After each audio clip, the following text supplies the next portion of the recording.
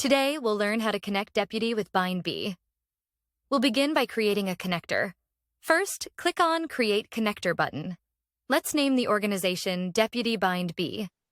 We'll choose HRIS for the category.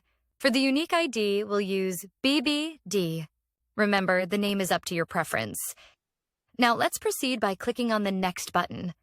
From the list of API connectors, we'll choose Deputy and then click on Create Name. We now have two options.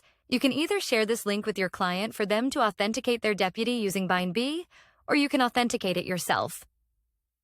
For this demonstration, we'll authenticate it ourselves by opening this link in a new tab. You'll see a list of modules that will be synced, along with all the figures included in it. We'll click on Allow and Continue. Next, we have two methods for authentication: API key or OAuth. In this demo, we'll use OAuth. Click on Use OAuth. You'll need to fill in the tenant and the region of your Deputy instance in these text boxes. Let's go to the Deputy instance. The tenant is the text after HTTPS and before .so. Let's copy and paste it here.